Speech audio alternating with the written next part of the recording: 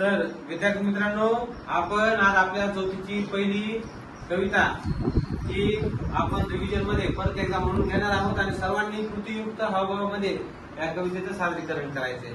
1 2 3 start.